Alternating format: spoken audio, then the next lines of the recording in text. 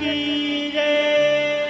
हरिः ओम ब्राह्मणोऽस्य मुखमासीद्बाहुरा जन्यः कृतः ऊरोदरस्य च वैश्यः वदभ्याग्गोजोदरो अजायत धूपम् आघ्रापयामि चन्द्रमा मनसो जातश्चक्षुः सूर्यो अजायत श्रोत्राद्वायुश्च प्राणश्च मुखादग्निरजायत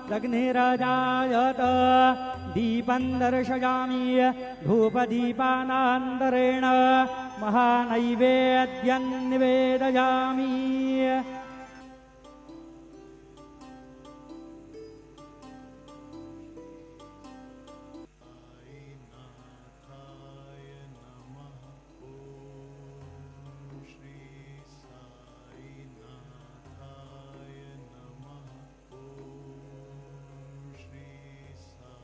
ओम प्राणदा अपानदा व्यानदा प्रचोदा परिवोदाः अन्यांस्ते अस्मत्तबन्धो हेतयः पावको अस्मभ्यग्गो शिवो भव चतुष्कोणमण्डलं कृत्वा तदुपरि नैवेद्यपात्रं निधाय गायत्री मंत्रेण पात्रान् संप्रोक्ष धेनवाः अमृतीकृत्य सत्यन्वरतेन परिषिञ्चामि नैवेद्यं निवेदयामि।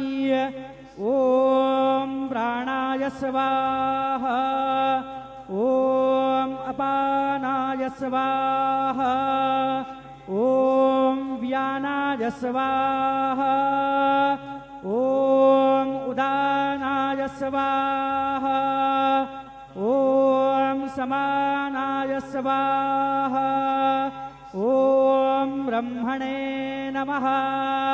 नैवेद्यमध्ये पानीयं समर्पयामि पुनर्नैवेद्यं निवेदयामि।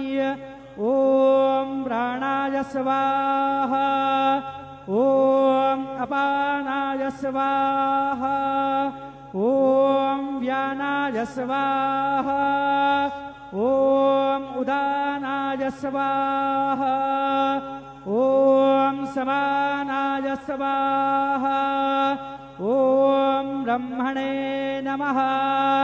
नैवेद्यं समर्पयामि हस्तप्रक्षालनं समर्पयामि मुखप्रक्षालनं समर्पयामि।